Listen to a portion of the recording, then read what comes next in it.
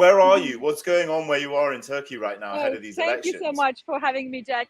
Well, I am in central Anatolia, in Kayseri. This is in the middle of Turkey, very conservative city. They have voted 70% for Erdogan in the previous presidential elections, but that was 5 years ago when the economy was doing still better than now, when things were smoother. And now my expectation before coming here was that most of the people, I mean, at least a portion of the people who voted for Erdogan will not vote for him anymore, because this city, Kayseri, is known for being a trade center, and it's an industrial city. So it's a rich city, actually. I was thinking that maybe the businessmen affected by the bad economy will not vote for him anymore. But we have been visiting and interviewing people in the shops, also some businessmen in the industrial area, and they seem to not give up on Erdogan. That's the case so far. What are the main points in this election right now? The earthquake is surely a massive factor for people, but that was in one region of Turkey. People outside of that region, do they care about that? Do they care about the inflation and the economy, the relations with Greece? What are people voting on right now? Well, two things, Jack, at this point. The economy is number one. Young, old, right, left, everyone is talking about the economy, because it's impossible to get by with this prices, with the inflation. It's almost impossible to survive. So economy is number one thing. And number two is, especially for the youth, freedom. When I say about freedom, it's the freedom of expression, feeling free in terms of being able to post on social media without thinking whether you will be in prison or not. And also the discriminative language of Erdogan, the fact that he has been, kind of dividing the society in terms of going. I mean, he called women at some point, right? And then we still hear this divisive language from Erdogan and from his party members as well. Actually, last week, one of the party members,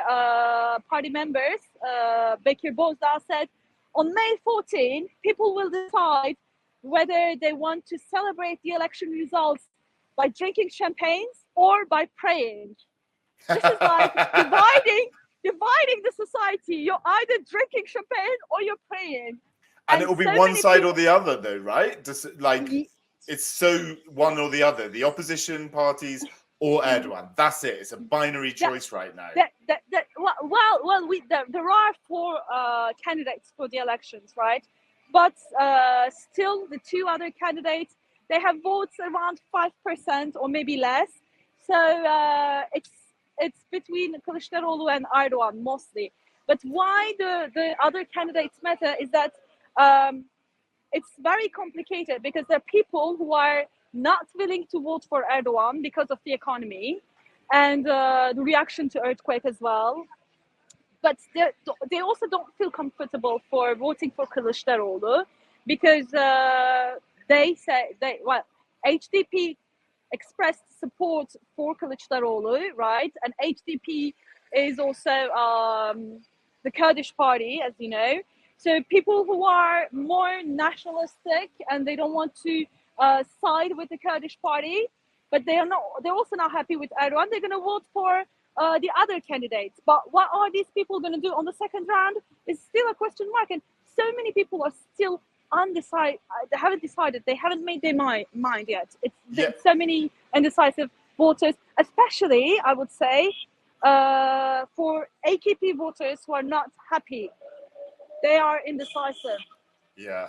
And that second round is going to be really crucial. And it's very likely that it's going to come down really to that. This is a long process in these Turkish elections. Just finally, Melda, before I let you go, because I'm super busy, we've seen some sort of stuff, huge rallies of the opposition coalition, huge rallies of Erdogan. There's been videos circling on social media, sort of scuffles between police and between different groups. What's it like there? Is that, after the last election, and there's a lot of, there's been difficulties. We saw the coup attempt in recent years. It's tense in Turkey right now. It's it's tense. Actually, I'm not expecting anything like protests or people going out on the streets.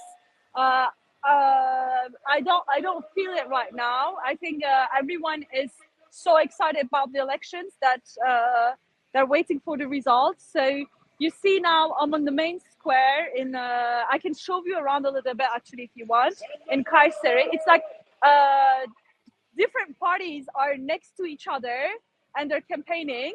So it's kind So of it's a peaceful friendly. environment. It's friendly, It's like a friendly. normal. It's friendly. Yeah. It's friendly. Like here you see, the Zafer Partisi, for example, Yeah. anti-immigrant racist party, and then next to it you have the leftists, and it's like complicated. They're all next to each other. They're all trying to convince people. I mean that is the plurality of democracy, Yeah, but there's that's worries about amazing. Erdogan clamping down on that, though, right? That's amazing, but I think I don't know. It's difficult to say. When it comes to Turkey, Jack, it's almost impossible to make any guess, because even in this situation, there's still people who are like, Erdogan is the best. We're going to support him because he's defending our country and he's defending the Islam, the religion. So that ideology still exists. And no matter what, you cannot convince those people to vote for CHP, right? It's almost impossible to make them vote for CHP. But you still have the Saadet Partisi, which is Islamist party, sided with CHP. You have two ex-ministers of Erdogan who sided with CHP, with Kılıçdaroğlu, who are all together. So it's very complicated. I was at the rally of CHP on Saturday, and I've seen like proper women in burqa, hijabi women, well, people from all walks of life, like all different kind of people from different backgrounds. So it's gonna be a surprising, but the AKP rally was also surprisingly very crowded. Like we couldn't get into the main square, into the main area. It was so crowded. Huge. It's so crowded. So it's difficult to make any guess at this point. Yeah, it's hard to know. Melda, thank you so much. I know you're super, super busy. Good luck with your continued reporting. And speak to you soon, mate. Thank you.